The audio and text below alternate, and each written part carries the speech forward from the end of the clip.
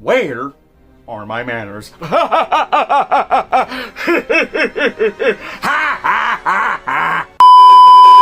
all joking aside, alrighty then, my royal chums, it is I, Daniel. You may call me the pop culture dude, and as I made a video last week about my non-spoilers early screening review of Sonic the Hedgehog 2, where in that review, aside from cosplaying as Robotnik in the theater, I talk about I love the direction where the franchise is going. I credit Jeff Fowler as the director as well as the rest of the crew. I love the cast from how they play their characters respectfully in the movie, and I consider it better as the first movie, and in conclusion, why I consider it the best video game movie adaptation of all time for now. But in my non-spoilers review, I did say there's some more things, some more plot elements I want to talk about in the spoilers review, which is why I'm making this video in the first place. So, I'm about to get to dive deep spoilers, as in actual big massive plot details and big reveals that are involved in the movie. So, if you have not seen the movie, major spoiler warning, and I'm warning you, it's about to start in 3, 2, 1, welcome to the Sonic the Hedgehog 2 movie spoilers review. So the movie begins with a very similar opening, just like the first Sonic movie, where you have the Paramount logo with the floating rings, but also that nice nostalgic opening intro of, say it with me, Sega. I'm gonna call it, this is officially gonna be the quote-unquote Marvel Studios opening intro for all of the Sonic movies in the franchise. The next opening shot shows a beautiful new upgrade of the Mushroom Planet look. The CGI's done really well. And then we get a Horton Hears a Who style opening when it comes to like an object that's about to craft a fungi mushroom flavored tea. And it shows the Eggman logo in one of the rocks, like the iconic Eggman face that you see from the games. And it goes off where Jim Carrey's Doctor Robotnik left off in the Mushroom Planet, as he is disgusted by the mushrooms. And it also crushed a little Sonic as well. So as Robotnik continues to lick the blue electric quill just to give a taste of Sonic's energy, he decides to plot over in a very Dr. Seuss type of monologue where he cannot stop rhyming, which is no surprise that he has been a part of 2 Dr. Seuss movies underneath Jim Carrey's career. But aside from that, he's trying to plan an adventure with that blue electric quill so he can teleport himself out of the mushroom plant for being stuck for like 8 or 9 months, and then voila! He gets electrocuted and it opens a portal as Robotnik is knocked out cold. As a ring portal opens in the mushroom planet, we have encountered 3 unknown tribal warriors. If you don't know who these people are, they appeared in the Sonic Movie 2 prequel comic, where they play a larger role in the Knuckles the Echidna story. But in the movie, as they enter inside the portal, they eventually get to see if Robotnik is alive. And as Robotnik rises up, he plans all his Looney Tunes style booby traps to fling them away from the planet, including Agent Stone, aka his Wilson from the movie Castaway, to knock him out. And Robotnik can't wait to escape this piece of shiitake planet as Robotnik runs to the portal so he can almost escape. Until then, dun dun dun, Knuckles the Echidna appears. And then he asks him a question as Knuckles stood up in front of him and asked him, "Where did you get that?" And Robotnik stood up for his blue electric quill, where he says, "A blue menace from a planet called Earth." And I like this reference that Robotnik says, "I'll be happy to show you the way." And once when he said that, I was like, is that a reference to the iconic Knuckles meme, "Do you know the way?" And I just think that it's really funny that it just made me cackling of thinking of that reference. So when Knuckles and Robotnik agree to team up, it shows the opening logo of Sonic the Hedgehog 2, then we skip straight to Seattle. When there's a police car chase scene, Sonic put up his sneakers, stretch out, take a bite of a chili dog, and jump off like it's the opening sequence of Sonic Adventure 1, where he jumps off the building and check what's going on in the police car chase. And then we go to our first licensed song where it goes, "It's Tricky," which was also played in Ninja Turtles 2 Out of the Shadows, where it goes, "Best Cheeto rock, it's tricky." And then once Sonic is taking down criminals, just like Spider-Man, where he's cracking up jokes as he's facing them. Until then, when Sonic is driving in the truck where the police officers and hostage behind them, he's just saying that he's doing a terrible job of Sonic whenever he's driving or taking care of the bombs. And the only solution that he has is throw the bombs underneath the sewers as it pops up the water. And once when the cops arrive to stop the criminals to arrest them, Sonic goes to his first superhero name called Blue Justice. So as the next day continues, we go back to the town of Green Hills, where Sonic runs past by of saying hello to Wade as he's taking over Tom's job on calculating the speed limit, just like in the first movie. But this time Sonic goes back on top of a mountain once again, as Kid Cudi's new hit, Stars in the Sky, plays in the background.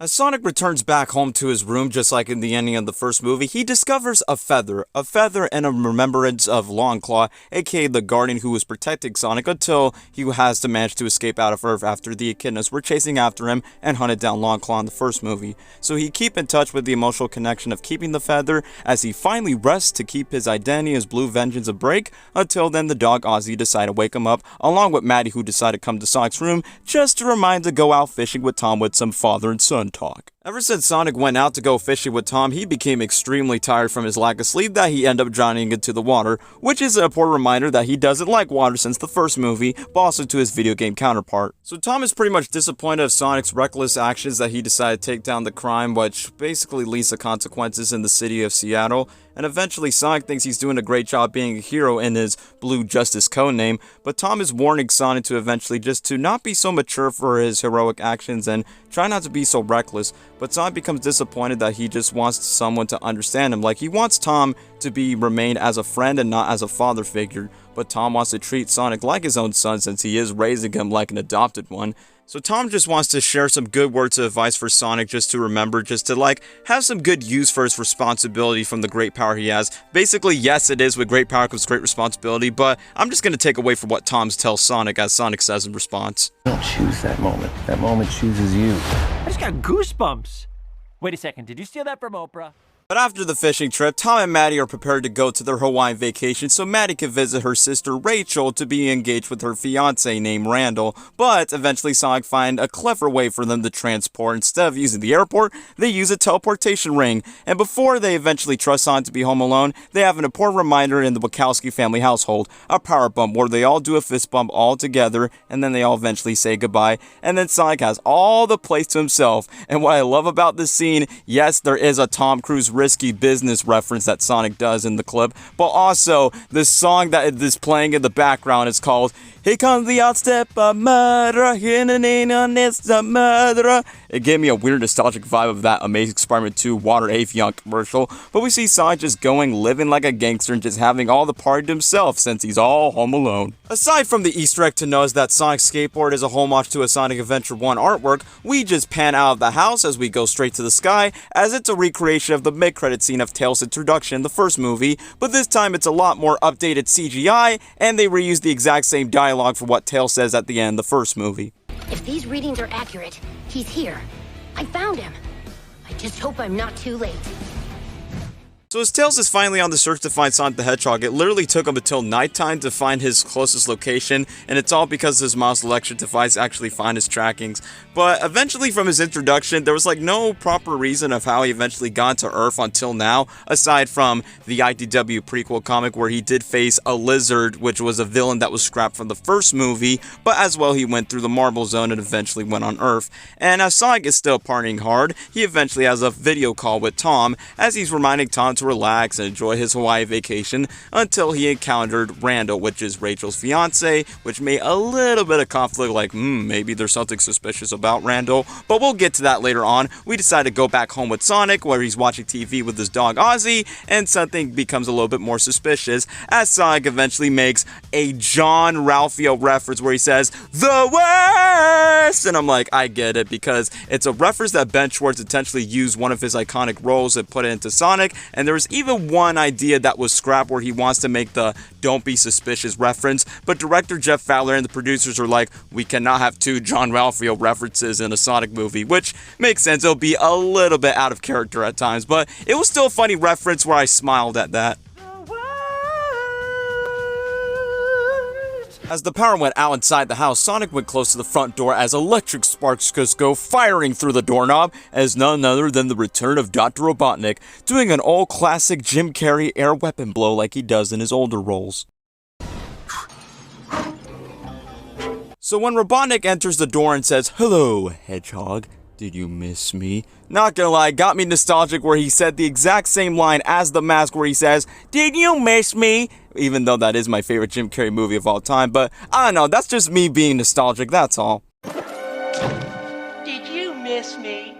I guess not. But nostalgic callbacks aside, Sonic is really upset that Robotnik coming back here was a big mistake, and he says, "Oh, contraire, mon frère." And eventually Robotnik comes back for his revenge to take down Tom, and his little dog, too, which is a nice Wizard of Oz reference. But when Sonic was eventually about to hit Robotnik, eventually, knock knock, it's Knuckles, knock him straight through the TV all the way to the couch. As Knuckles is disappointed of how pitiful Sonic is, eventually Robotnik decides to introduce Knuckles, his new BFF-AE, his bestest friend forever and ever, only temporarily for the story if you know. And then eventually Sonic doesn't really care if he brings a friend to tag along, and he doesn't want Knuckles to go after his power. And like what Knuckles says, "Do I look like I need your power?" And then boom, fist to the face all the way through the backyard. When Knuckles is ready to prepare to fight, Robotnik grabs a bowl of popcorn, getting anticipated for the fight between Sonic versus Knuckles, until Knuckles eventually call out Sonic for saying phrases like this. "You're unskilled,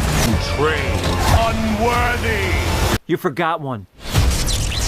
Unstoppable. After when Sonic feels motivated to face Knuckles, Knuckles could stand a chance as he slams him to the ground as it blows Robotnik's mustache off with his popcorn, and until Knuckles finally explains why he wants to fight Sonic in the first place for his personal conflict. "It is my destiny to restore the ultimate power to the home of my people."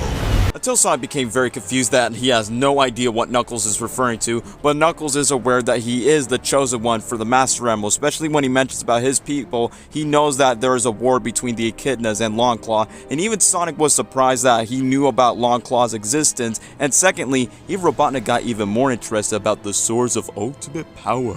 And this is exactly what I've been asking for ever since Knuckles is a part of the sequel, for their origins but also the introduction of their conflicts. It's so really well developed when they first interact, and as soon as when Knuckles is about to make a final fist punch to Sonic, boom, Tails comes in to save the day in a police car. And it just cracks me up of Robotnik's reaction where he doesn't know and he does like the robot like he's very confused, like he doesn't know what to do. When Sonic was very confused of what was going on, Tails eventually told him that he's here to help, and he eventually needs Sonic to hop up to the police car and he'll explain to the trip, until one of the funniest moments is when Robotnik acts like a savage rabbit animal, and the way that he keeps on biting is kind of similar for how the way Jim Carrey does in Ace Ventura, but also the Grinch where he goes, rah, rah, rah. And even with the Grinch where he goes, "I'm a psycho." Once again, it's just classic Jim Carrey at his finest, and I have no problem with that. And I like the joke that Sonic says, "Make sure you get your shots, Eggman," like he's like a rabbit animal or something. But once when Sonic and Tails are escaping in the police car, Knuckles chases after them, and eventually Tails is starting to introduce Sonic where he's like, Everyone calls me Tails. You're probably wondering why. Because of the extra tail? which I'm surprised Tails did not introduce Sonic his original name Miles per Hour, but that happens later in the movie. So Sonic gets confused that Robotnik has returned, and I like the joke they says, "Why are we being chased by Clifford the Big Rage Monster?" Which I think that's a funny inside joke since Paramount made a live-action Clifford movie. After that, Tails finally explains who Knuckles the Echidna is to Sonic, as he's the last of his species, he's the dangerous warrior in the galaxy, and he is obsessed with chasing the Master Emerald, and Sonic thought it was a bedtime story this entire time,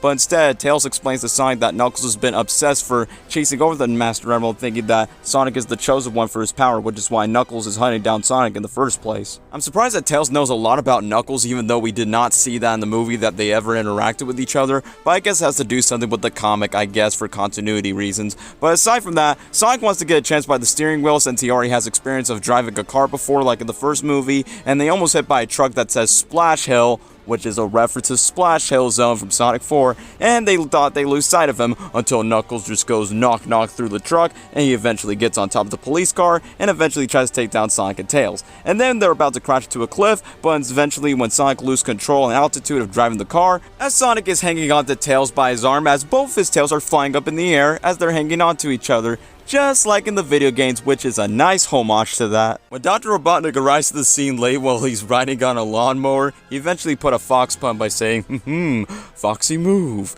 And since he doesn't want to stay in the old suit forever, he needs a new upgrade with a new suit and some new batniks. So who does he contact? Agent Stone, who's looking sadly depressed as he misses the doctor so much. Until then, when he got to the signal from the doctor, he escorted everyone from the Mean Bean coffee shop that he's working at, which is definitely an Easter egg to Dr. Robotnik Robotnik's Mean Bean Machine video game. Until then, Agent Stone got so excited where he shouted, "He's back!" Until he launches the ship that launches a new egg pod for Robotnik to have a new suit and the Batniks, and I love the music of Robotnik's new theme that Junkie XL just shows for Robotnik's new Eggman accurate look. Next, Robotnik's Batnik drones decide to surround Knuckles like he's gonna shoot at them, but eventually they form into stairs so Knuckles can climb up to the cliff. Next, Robotnik decided to talk a bit more hip like Earth is my turf, G, and eventually, I'm not joking, he started to floss in front of Knuckles just to teach him about Earth culture, and I'm like, great. First movie, Sonic floss. Second movie, Robotnik floss. What's next? Is Knuckles gonna floss in the third movie after he witnessed Robotnik flossing?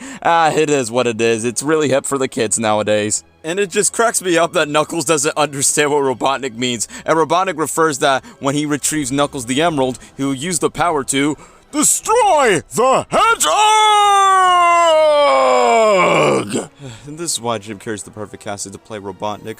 So both Robotnik and Knuckles agreed to be teammates once again as they head to the Mean Bean coffee shop, as Agent Stone is happy to see the Doctor once again as he serves him a latte with steamed Austrian goat milk, until he gets curious about the space porcupine that Robotnik brought along. And as Knuckles the Echidna just warns Agent Stone if there's anyone that just gets in his way, he will mess with him back. So he gives him like a hand crush handshake just to admit that he could trust him, and even Robotnik says, "That means he trusts you, Stone." And as he's ready to prepare some secret database in the Mean Bean Machine, he just says, "Let's run it like this, dump." And Agent Stone's password is lattes with steamed Austrian goat milk, and as we open the file of the iconic Eggman logo once again. And it just makes me appreciate the chemistry between Robotnik, Agent Stone, and Knuckles, and all of their actors from Jim Carrey to Lee Mashtu to Idris Elba. They just played their respective roles really well in this scene. Meanwhile, when Sonic and Tails are starting to get to know more about each other, Tails has finally admitted that he has discovered Sonic the Hedgehog ever since he got his emotional breakdown, which caused a blackout at Green Hills at the baseball field, and that's where Tails decided to discover who Sonic the Hedgehog is as he researches on him, and it made me think, wait a minute, if you knew about Sonic's existence since that day, then where was Tails throughout the entire first movie when he needed help? But I mean, to be fair, the first movie was all about Sonic learning how to become his own hero, and eventually Tails has explained that he is kind of a bit scared and a bit nervous just to go on his own, but once when he sees Sonic's heroic actions in the first movie, that's what makes him inspired to go search for him in the first place. So overall, that makes a lot of sense. So next, Sonic and Tails go visit Wade to his garage where he makes a joke about that he could share with a woman that is not his mother. But secondly, they decide to research over the map, the exact same Safe Worlds map from the first movie, and it's my favorite Easter egg from the first movie because I know it's going to foreshadow the sequel, especially the Master Emerald in it. So when Sonic and Tails gets curious about the Master Emerald in the map where they have no idea what it means, until they eventually see that it's glowing a blue hologram, and it's none other than a final message from Longclaw herself. And the way that she presented herself for the final message before she died, it kind of reminds me of Princess Leia's message from Star Wars A New Hope, if you get what I mean. But she decided to give Sonic a final goodbye message, but also, what's the purpose of the Master Emerald? That it was supposed to be guarded for her responsibility to be protected by any harm, but also from any evil villain that has their hands on it for destruction of the universe. But she eventually just leaves that responsibility to Sonic to go follow the map, find the emerald, and keep it safe, since the emerald has the power to turn thoughts into reality, which Wade joke about by saying, it's like the Stay Puft Marshmallow Man from Ghostbusters. But all joking aside from Wade, Longclaw just reminded Sonic that she loves him like a son, she's grateful for the amazing power that he has, and she eventually just fades away from her hologram, and Sonic got really emotional that he will never leave Longclaw down. And then Wade got confused by saying, so is that like your dad or something? That Tails just doesn't get it. Until then, Sonic just talks about he needs to keep the Master Emerald away from Knuckles, until Wade jokes about that there was a bully named Knuckles that he encountered. If this is the same Knuckles, we are screwed. Since their next location of the Master Emerald has to be located at the ice-cold mountains at Siberia, Russia, Sonic offers Tails to join along with the trip, but Tails refuses just because he just came to Sonic to warn him about a message, but he doesn't want to join along with the adventure since he's kind of scared of it. But Sonic eventually decides to remember for what Tom teach him about the power bump, aka an unbreakable promise, so Sonic and Tails join along for the first time, and it's great that they eventually started their bond ever since they went to the trip, and I thought it was really well emotional, from the Longclaw hologram message to and now Sonic and Tails teaming up for the first time. Meanwhile, as Tom and Maddie are enjoying their Hawaiian vacation, Randall was becoming a show-off in a game of volleyball in front of Tom, and Tom hopes that Sonic someday finds his quote-unquote wingman, which is secretly Tails, and hoping that Sonic is okay, but in reality, he's freezing to death outside with Tails until they find a cabin in Siberia, Russia, where they are eventually scared of all of the Russians that are staring at them very creepy as Tails faints. So as Sonic and Tails went inside the cabin to remain cozy, they decide to order a Russian meal, but in order to understand their language, Tails uses Mom's electric device to translate Russian language for their order, which does remind me of the Sonic Colors game where Tails uses the mouse electric device to translate to the alien species called the Wisps in that game. And eventually Sonic decided to get curious to ask Tails questions like where does he get all these gadgets, and then Tails admits that he invented them all himself, which Sonic gets to understand like how smart Tails is but also how resourceful he is, until then Sonic got interrupted by a text message from Tom, but in reality it's not Tom, it's Robotnik hacking through Tom's text messages to Sonic. So when Sonic is in the middle of texting where Robotnik, Stone, and Knuckles can see on the screen, and I like that Knuckles' funny response is, just chilly watching TV, ... And it's just so funny that he just keeps on rambling ... a lot. And even Agent Stone asks Robotnik's like, why were we keeping this imbecile on the team? And then Robotnik's like, that space trash is the key to something extremely powerful, which is obviously referring to the Master Emerald that he's been planning on his vision board for years. And as Sonic texts back and responds online that he's back home, and then Knuckles like, the Hedgehog has returned home. And then Robotnik responds, Thosa, which is Latin for Rongo, and I'm like, that got me nostalgic as a Jim Carrey fan once again, because he said Rongo as the Grinch, and now he said Rongo as Robotnik. Next, Robotnik shows a hologram example to show Knuckles that Sonic is lying, and the fact that he's really located in eastern Siberia, until he shows a little tiny model of Sonic with a hologram as he tried to mess up with it, and then Knuckles smashed it where he says, Tiny Magic Hedgehog destroyed, and it's just hysterical how Knuckles takes things seriously, and Idris Elba just nails it, man. And before Robotnik and Knuckles exit the coffee shop, Knuckles just asks, wait, what about your minion, the goat milker? And Robotnik is like, let's Shao ghost him, he's not useful on the team, there's no room for Stone.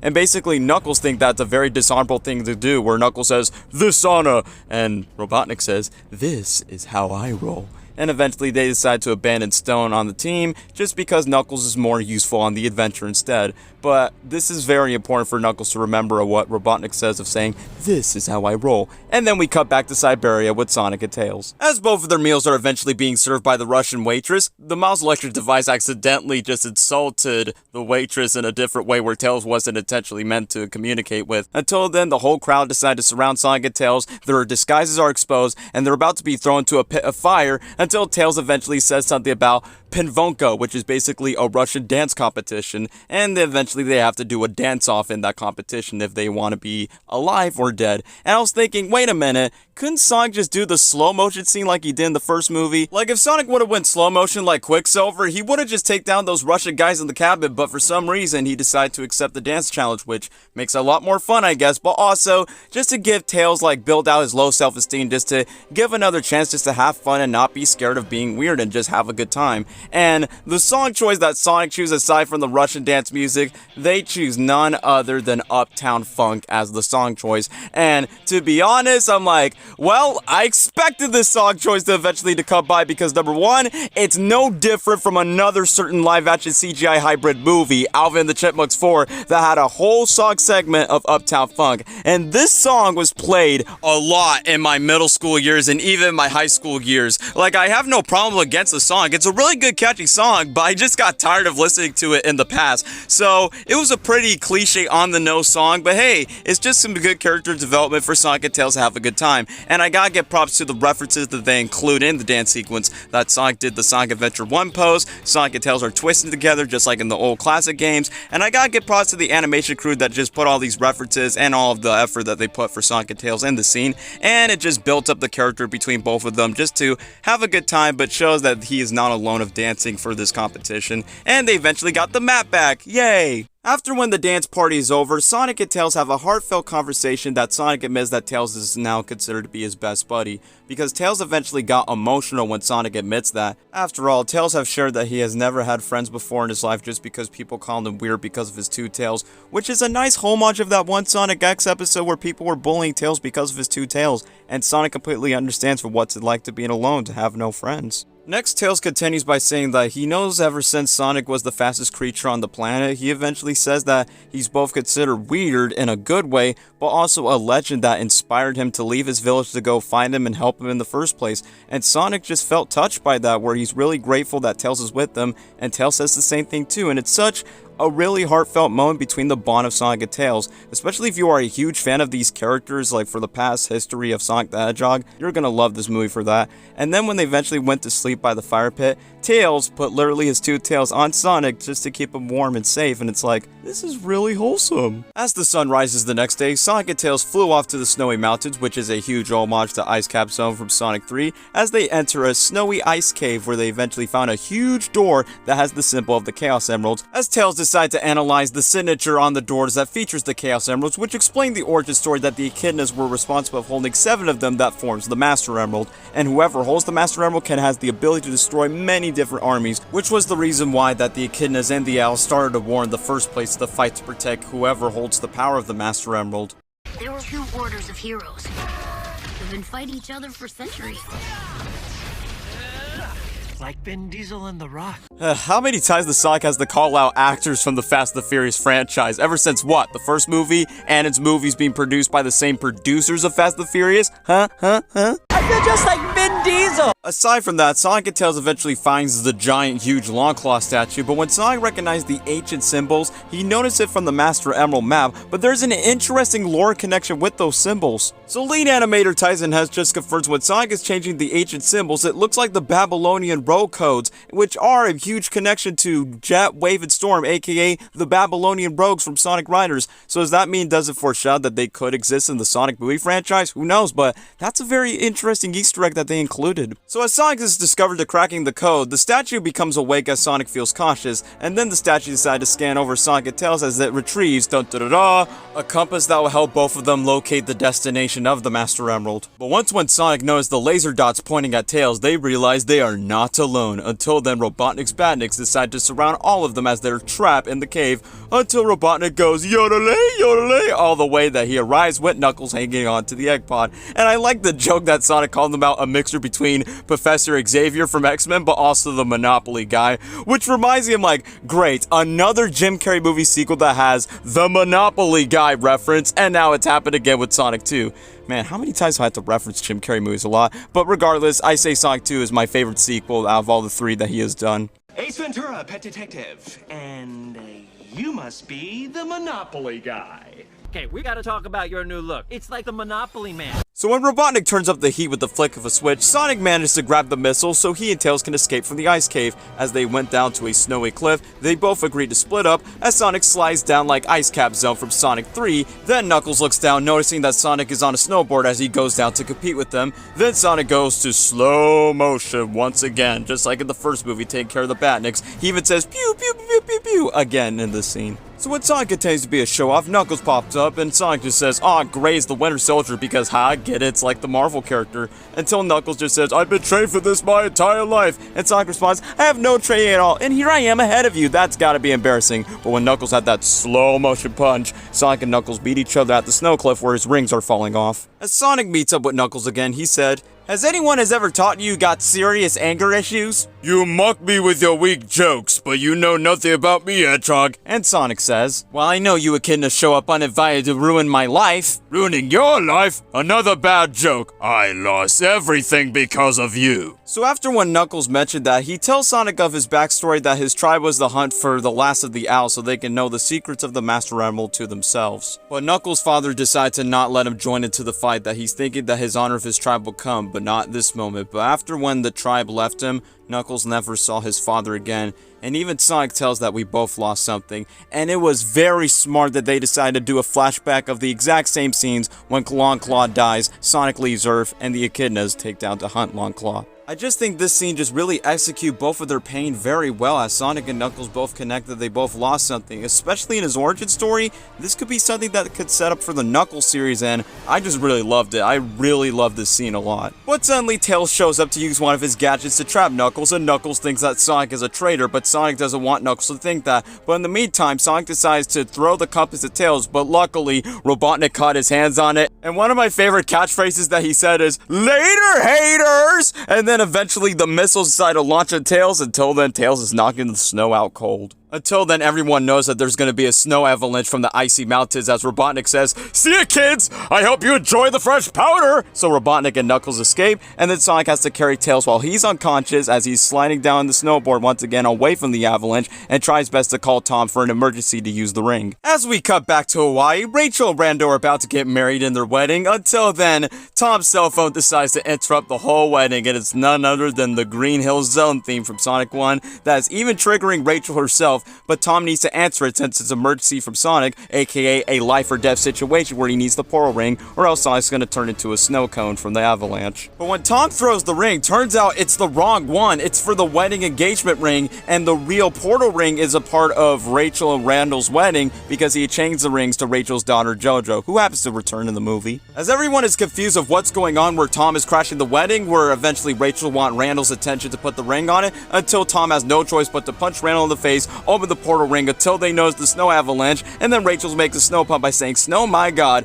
and then boom! Sonic and Tails crash the wedding over the snow. Anybody hurt? Sonic!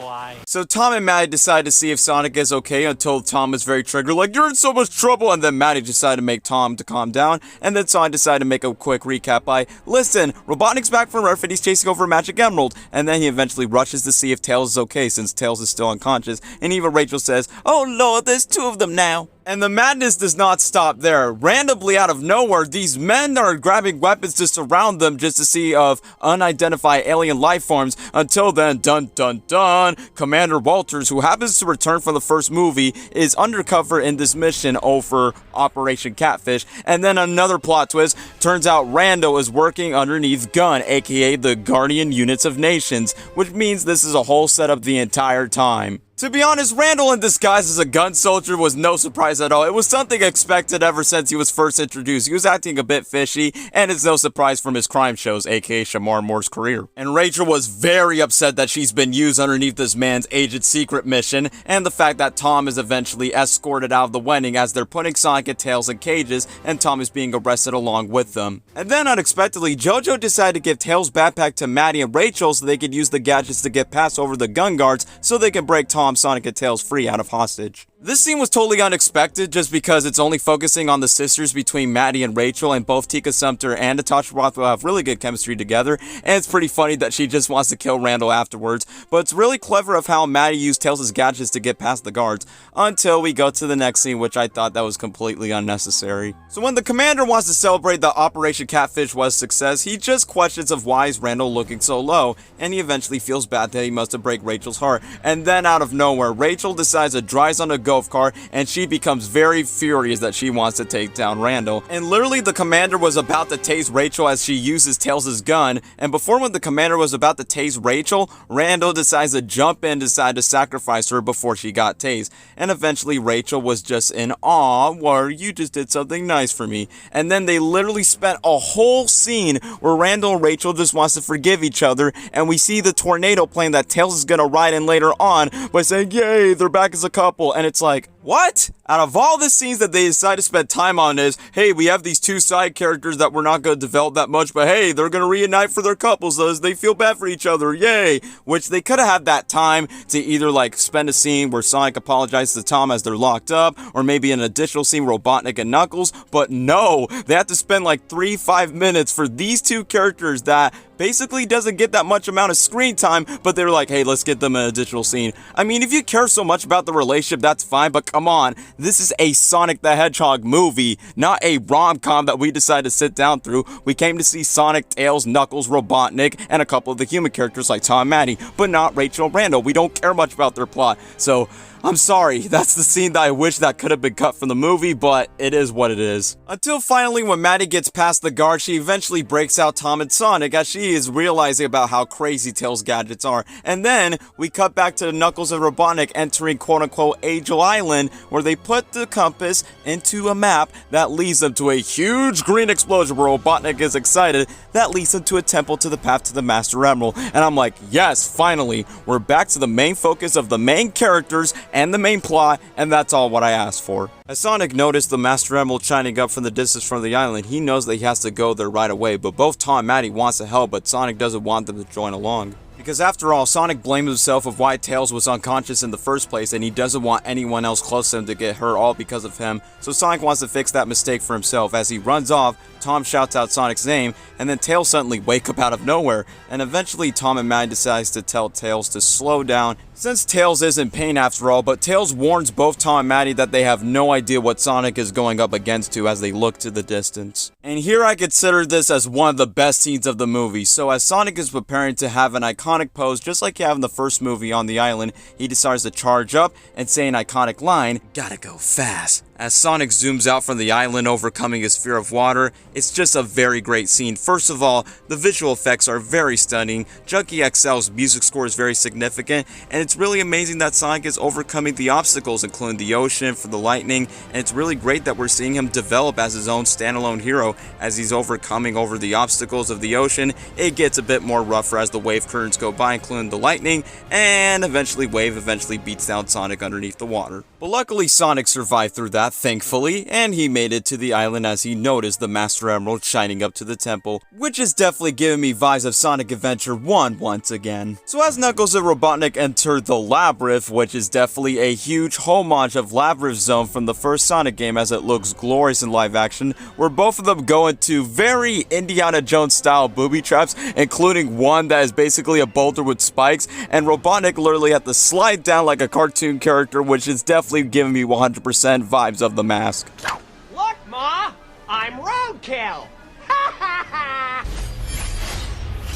So glad it didn't cut off my mustache. Eventually Robotnik finds a clever way to avoid booby traps or eventually trying to get killed at all. He decides to send his Batniks just to scan around the areas before they get destroyed, and like what Robotnik will tell Knuckles, work smarter, not harder. Next, when Sonic falls down to the waterfall through the Labyrinth Zone, just like in the video game, he zooms fast at the speed of sound just to get to the race to avoid the spikes and all the traps, until eventually Knuckles and Robotnik find the Master Emerald to themselves in the first place. When Knuckles and Robotnik are witnessing the Master Emerald, Knuckles is not expecting what Robotnik is planning to do. He's planning to electrocute Knuckles behind the back since he's been using it the entire time so he can have all the power of the Master Emerald to himself. Then suddenly, Sonic falls down from the rocky ceiling as he crashes down during Robotnik's interruption as he's planning to electrocute Knuckles, while Sonic says, "Nailed it," which is a callback to the first movie, but also one of Ben Schwartz's Blue characters, Dewey Duck. Nailed it. Nailed it. Nailed it. This guy is always trying to spoil a bad thing. After when Robotnik is angry and full-blown Eggman energy, Sonic came into the nick of time to rematch Knuckles in another round in the fight between the Master Emerald. And boy, was it really an epic fight between Sonic and Knuckles in live action, and it's really cool that it's basically recreated from the Sonic 3 video game, but it's dialed up to 11 with all the amazing visual effects. And once when Sonic and Knuckles are having their epic fight, it's pretty obvious, as you expect. If you're a true Sonic fan, you know that Robotnik's gonna use it as a distraction to get the Master Emerald away from Knuckles so he can have the power all by to himself and betray Knuckles. So Sonic warned Knuckles that Robotnik is stealing the Master Emerald, and Knuckles is very confused at what's going on, and Robotnik's like, "You poor naive creature," and Knuckles is like, "But I trusted you, you were my friend," and Robotnik decided to do his best Eggman impression, or just doing another classic Jim Carrey laugh again, like, "Ha ha ha ha." And then Robotnik just admits, like, what is the true honesty of friendship that equals Dookie in his mindset, so he has no choice but to have the power of the Master Emerald as he absorbs it through his veins and teleports out of the way of the temple where chaos is power, and it explodes the entire Labyrinth Zone, which leaves Sonic and Knuckles into drowning inside the water, which we have fun little Easter eggs of Sonic needs an air bubble to breathe. Although it was pretty awesome to notice that Easter egg where Sonic needs an air bubble to breathe, but it would have been nice if Junkie XL puts the iconic drowning theme music, you know, it should have been a nice nostalgic nod if that was included for the scene, but it is what it is. But other than that, Sonic was drowning where he was about to pass out until Knuckles eventually knows that Sonic saved his life, so Knuckles had a change of heart to save his instead. So when Knuckles saves Sonic's life, he doesn't want to talk to him, but Sonic throws some sandballs at Knuckles as he gets angry, like, "Why are you throwing sand at me?" And then Sonic gets confused of why did he save his life, because Knuckles just explained, like, well, if Sonic's trying to save his life, he can just leave him to die, and Sonic explained his reason, and Sonic just understands that Being a hero is not about taking care of himself, it's about taking responsibility to protect others, and Knuckles just considers that as wise words of wisdom. Until both of them notice a noise, but it's a noise coming from a plane that Tails is riding in, which is the iconic plane that he rides in the Sonic 2 video game, and Tails keeps on repeating the phrase throughout the movie, "Only Sonic the Hedgehog," like how much he knew about Sonic from his research on planet Earth. And I like this reference that Sonic calls Knuckles Knucklehead, just like what he calls him in Sonic Adventure 1. Then Knuckles responds to Sonic by saying, "On the mountain you told me that you lost everything, the way I did. But you seem so hopeful and free. How do you move forward despite failing again and again and again?" And he keeps repeating that until Sonic tells him to stop, which is just hilarious. And then Sonic has to remind Knuckles that he didn't fail that much, but he did have some backup with family and friends. And he has to remind Knuckles that he's not alone. So they both forgive each other, they become friends, they team up, until Knuckles decides to crush Sonic's hand. As we cut back to Green Hills, where Wade is patrolling on a scooter to go over to town, he decided to stop at the Mean Bean coffee shop. But suddenly he's decided to notice something very suspicious. He sees Agent Stone using Robotnik's glove, looking over some brand new suits for the Doctor, and one of my favorite Easter eggs that even my theater got excited for, we see Jim Carrey's Robotnik in the classic Eggman look, where he's fat, you have the red suit, and you even have the black pants with the yellow ribbons, and it's like, I mean, if Jim Carrey does want to come back for Sonic the Hedgehog 3, this should be the fat Eggman look for the third movie, if Jim Carrey comes back, of course. Next thing you know, Wade decides to interrogate Agent Stone as he arrests him with a butter knife and a bagel, and then out of nowhere, Robotnik's new Chaos Energy form rises as he speaks in a robot synchronized voice by saying, "Upgraded next level, ooh, oh, ooh, oh," as he teleports out of nowhere next to Agent Stone, where he says, "I could smell the electricity in your brain." And then he tells the Wade, "And you smell like a snack plate." And Robotnik has like unlimited power just to transport anything with that Master Emerald Chaos Energy. Then Agent Stone warned the Doctor that they're being surrounded outside the Mean Bean coffee shop, as all of the military from the gun organization are surrounding the building, along with Tom, Maddie, and the commander are outside as well. When Dr. Robotnik steps out of those doors, he interacts with Tom again and calls him the Pastry King. As Tom says, only the person that will remember the name is the guy that kicks your butt, which is Donut Lord. And then the commander says they have taken away his drones in his lab, that he's no longer the bigger man. And Robotnik warns the commander and says, "I'll show you how the bigger man I could be." As Robotnik uses the electric powers to take away the Sigma Alpha helicopter from Sonic Adventure 2, he imagines any type of object that could form a really dangerous weapon that he's planning in his mind, as he says, "Welcome to the new norm," as he flings up to the sky to the tornado, as Agent Stone shouts out, "Doctor, take me with you!" And Robotnik uses his electricity to take Agent Stone with him too. So next, Sonic, Tails, and Knuckles are off to the rescue as they're riding each other on the plane, as Knuckles senses the danger of the Emerald, and even Tails gets curious about why is Knuckles riding along with the plane, and Sonic is just telling Tails that Knuckles is not that bad after all. And as they eventually decide to come closer to the tornado, it starts to form into the Death Egg Robot. And as Robotnik and Stone are inside the Death Egg Robot, Robotnik decides to put some jams of some World Domination playlist, as he does another classic Jim Carrey homage where he uses his leg as an electric guitar and uses the Death Egg Robot to destroy Green Hills. It's similar like Where Evil Grows, but it's definitely a bit more rock and roll-ish. As we return back to the plane, Knuckles eventually decides to ditch and go off on his own. Sonic is guiding Tails directions to fly over to catch up to the Death Egg Robot. It shoots missiles, they eventually miss until one of the missiles hits Sonic. Next time, Maddie decides to borrow a truck just to catch up to Sonic, while Knuckles is running down the streets where he yells out, "Robotnik! Deceiver!" And Robotnik uses his two fingers to go by saying, "Die, mosquito!" And Knuckles jumps up to punch the robot's fist, and even Robotnik says the response, "Ooh, I felt that." As Tails is flying closer to the Death Egg Robot, literally the mustache smashed over one of the wings of the plane, which makes the plane crash down as Tails manages to escape before it falls down. And even Robotnik considers like, why is it such a good idea? And Agent Stone shows an interesting Easter egg. It shows a manual that's a homage to a Sega Genesis cover of a Sonic the Hedgehog video game. And then one of the best moments of the movie, where we see Sonic, Tails, and Knuckles all huddle up as a team. They all organize their plans, where Knuckles is the strength, Tails is the smart, and Sonic is the speed, as they all team up to organize their plan to find Robotnik's weakness in his Death Egg Robot. And it gives me the vibes of Spider-Man No Way Home, not gonna lie. But during when the Sonic heroes, yes, the Sonic heroes, all team up together, and Sonic just says, "This is our moment." My audience cheered with excitement. Time to fight! Ash, you want me? Come and get me! Don't be about come and get it. I want the carnage of coming and get it. Come and get it. Come and get it. Come and get it.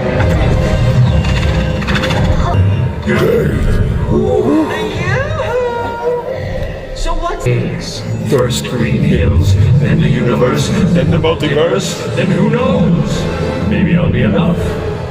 Full disclosure, you won't be there. Hi, lasers! Really? So as the Death Egg robot continues to shoot lasers at Sonic, Tails and Knuckles manage to get onto the robot, but when Sonic is running to the bridge, the Death Egg robot zooms up closely, and Robotnik says, where Sonic falls off from the bridge where he's all dirty and all bruised up, Robotnik eventually decides to compliment himself like, "You can't beat me! I'm all powerful!" And then Tails eventually decides to break in and decides to multiply multiple versions of himself just to distract Robotnik, as he says, You cannot outsmart me! I am also a hologram! Disloyal. "This is how I roll." And Knuckles decide to give Robotnik a knuckle sandwich as he punches the Master Emerald out of Robotnik. The Death Egg robot goes down, Tails and Knuckles slide off the robot, and then Robotnik wakes up that he knows that the Master Emerald's nearby Sonic, and he wants the Death Egg robot to wake up as Sonic moves up slowly since he's in pain, as Robotnik's robot is walking slowly as one small step per man, one giant leap for himself, as Sonic is going very slow as he's injured to reach over the Master Emerald, and then Tom and Maddie comes into the rescue on their truck before Sonic gets crushed. But before they think they can get away, Robotnik used one giant smash that made the truck tip on over, but luckily Sonic, Tom, and Maddie did survive, as they all huddle up together to reach over to the Master Emerald, and Sonic's just confused on what's going on, but the Master Emerald decides to crack it to small tiny itty bitty pieces into the Chaos Emeralds as Sonic is freaking out, and Robotnik sees the three little people in his small little eyes. At the happy little family. When Robotnik shoots a fiery circle to center around between the three, Maddie just reminds Sonic that they're not going anywhere, and Tom says we're a family, we stick together, so that means we live together as a family, we die together as a family. It's something meaningful that Vin Diesel has teach us, and Sonic reminds both of them that he loves them very much, and the Chaos Emerald starts to circle around, but before it starts to form into Sonic, Robotnik crushes them with his Death Egg robot.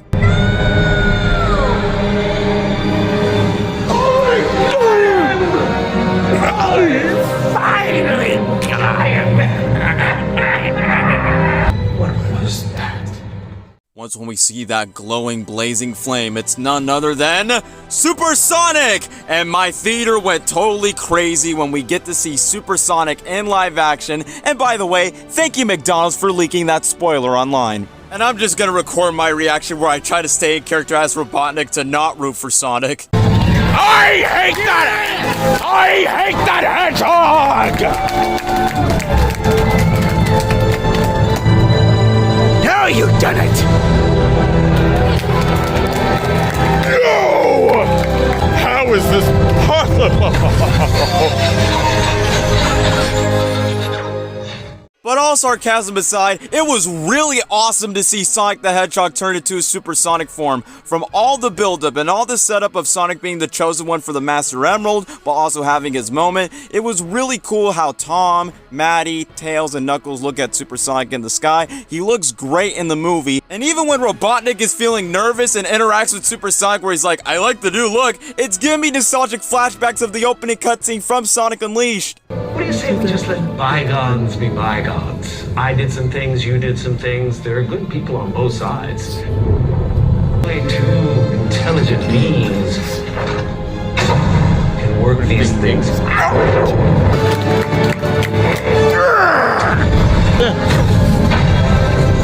Why can't I kill you? And as Super Sonic is beating the crap out of the Death Egg robot so easily, I like this Sonic 06 homage where Sonic just taps his foot just like that when the robot's about to fall. Oh, Oh, it's like that?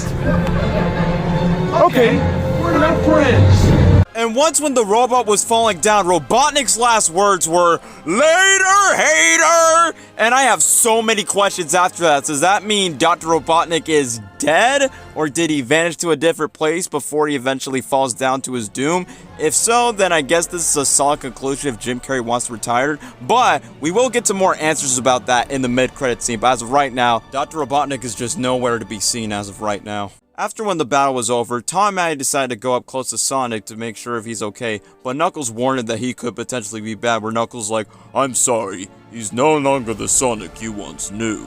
But as Sonic decided to bring a dark cloud over, all he just wanted was to make a chili dog from himself, and then he made another chili dog rain where it goes into Knuckles' eyes, where Knuckles is relieved by saying, "Okay, he is the Sonic you once knew." After the chili dog rain, Sonic decided to go back to his regular self as Tom and Maddie decided to give him a hug as he's happy to be back in blue. Then Tails got curious of why Sonic decided to let go of his supersonic form, and Sonic explains that he has some more maturing and some growing up to do, which is a reminder that Tom told him earlier in the movie. Then Knuckles got a chance to form back the Master Emerald with his own hands as he explains that it was his own quest to protect the Master Emerald, which is a nice homage to the character from the source material. Then Knuckles asked the team on what they should do with it. As Tails explains a little bit of history about the owls and the echidnas have been trying to protect the emerald for many centuries, also knowing that both the owls and the echidnas are no longer alive in their planet, and Sonic thinks the idea that the three of them all together should form a team to protect it at all costs, and Knuckles likes the idea to create a new tribe, and even Tails thought the idea of doing the power bump, an unbreakable promise that Sonic teach him, but also what Tom teach Sonic as well, and they all put their hands together, or should I say fists, to make a power bump, and it's definitely such a nice homage to see all these three becoming friends, but reminding me of Sonic Heroes as well too. Then the next scene follows up to the exact same baseball field that Sonic played by himself in the first movie, but this time, he's not going to play baseball alone, he's playing it along with Tails, Knuckles, Tom and Maddie, and the funniest thing is, Knuckles is trying to still discover what is the fun things about Earth. And the funniest thing is, Knuckles refused to use the baseball bat, but decided to use a power bump just to hit a home run as he's running through the bases hilariously. Then Maddie said they're going to be going out for ice cream, and Knuckles says, "I am having the fun!" What is ice cream? Since Knuckles is basically a fish out of water, he's still trying to get used to the Earth stuff, and Sonic tells him good news that ice cream is very delicious as the dessert. And then when Knuckles decided to go inside the truck, he's like, "My carriage awaits," and he just jumps into it, and it's like, it's just hilarious. And it's funny that also Knuckles questioned if there's any grapes on ice cream, which is an interesting fun fact because that is Knuckles' favorite food from the lore, and it just makes me love Knuckles even more, and Idris Elba does a great job voicing him. He absolutely deserved to have his own TV show on Paramount+. The grapes are delicious.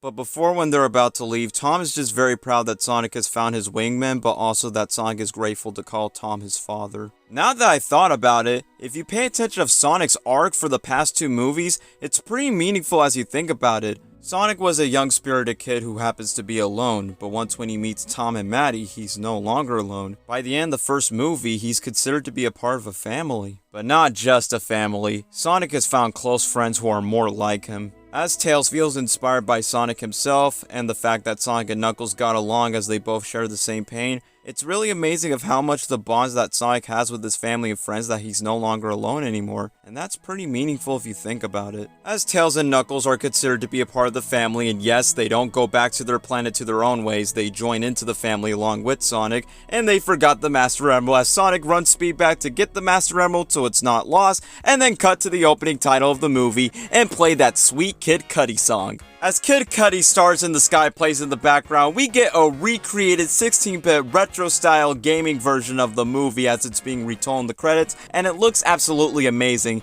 Yes, it is something that they've done before with the first movie with Speed Me Up, but it's just so cool to see the movie being retold in the form of the games. And it's really awesome to see Tails and Knuckles in the credits, along with the Jim Carrey Dr. Robotnik in the form of a 16-bit video game avatar. But aside from the amazing credits and the catchy song, there's one last surprise to save the best for last, and that is the mid-credit scene. So we go to the aftermath of Robotnik's Death Egg robot being destroyed. We see Commander Walters and his gun agent scattering around the area if Robotnik is around, and his agent update that there's no sign of Robotnik anywhere. Even the commander's having a hard time to believe that he actually survived that. So, Basically, if they haven't found Robotnik's body, that means he isn't dead. I guess Robotnik find a clever way to use his technology to leave the area as soon as possible without even noticing. But that's mostly gonna depend if Jim Carrey does want to come back for a third Sonic movie. I mean, he has been open to the idea that he will love to come back to a third movie, but that really depends on his retirement, so only time will tell what happens to Robotnik after this. Even Agent Stone is in disguise of a gun soldier just to pay attention for what the commander and the agent has to say about Dr. Robotnik, because even Agent Stone is curious of knowing where Dr. Robotnik is too. Next, the agent decided to share with the commander some secretive information that after when they were wiping Robotnik off their database, they found a file that was buried underneath their system for 50 years. If you're a huge Sonic fan, you should know what that reference means when it comes to 50 years, because my audience got very excited, and I'm gonna show you why. There's something else. When we were wiping Robotnik off our database, we found something. A file buried deep in our system and dating back over 50 years. No way! 50 years! Coordinates. To what? No way! Research facility. It's a black site, sir. No way! Project Shadow! All hail Shadow! Yes! Can you feel that, buddy? They finally did it! My throat. Sonic Movie 3, Shadow the Hedgehog. That's right, you heard it from myself in the theater. Shadow the Hedgehog will be the next villain in Sonic Movie 3. Even a year ago, I made a predictions video of what if Shadow appears in the mid-credits of Sonic Movie 2 to be set up for Sonic Movie 3, and holy crap, that video and that theory just ages so well. But that aside, since Shadow the Hedgehog will be the next opponent that Sonic will face in the third movie, Shadow is one of the most popular characters, one of the most well-complex characters ever since Sonic Adventure 2. And after seeing that Shadow is awake in the mid-credit scene, I have so many questions after watching it. Like, number 1, who's gonna voice Shadow? Number 2, are they gonna adapt Shadow's origin story from his connection to Eggman's grandfather, General Robotnik, but most importantly, Maria Robotnik? If so, does that mean they're gonna go dive deep into Shadow's origin, but also Maria's death as well? Does that mean the movie's gonna change to be a bit darker than the last 2 Sonic movies? Will Jim Carrey's Robotnik be involved? Will Rouge the Bat be a part of the story? How will Agent Stone discover more information about Shadow the Hedgehog? What could this mean for Sonic and his team? Like I said, I have so many questions for Sonic Movie 3, but I'd rather make a separate video by itself so I could go dive deep for my expectations for Sonic Movie 3. In conclusion, the mid-credit scene got me so hyped that I expect Sonic the Hedgehog 3 to possibly be the biggest Sonic movie in the franchise. So overall, I'm just very excited to see Shadow the Hedgehog, and I cannot wait to see him in the third movie. And that concludes my full breakdown spoilers review of Sonic the Hedgehog 2, and oh my goodness, this review is too long.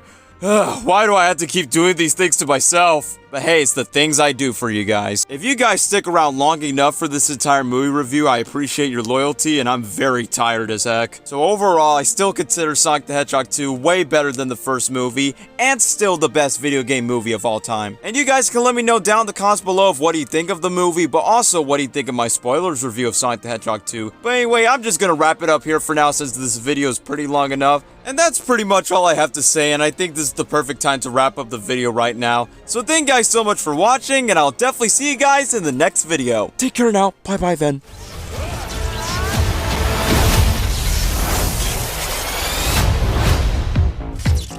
Stand still and die! For a guy named Knuckles, you are really bad at punching.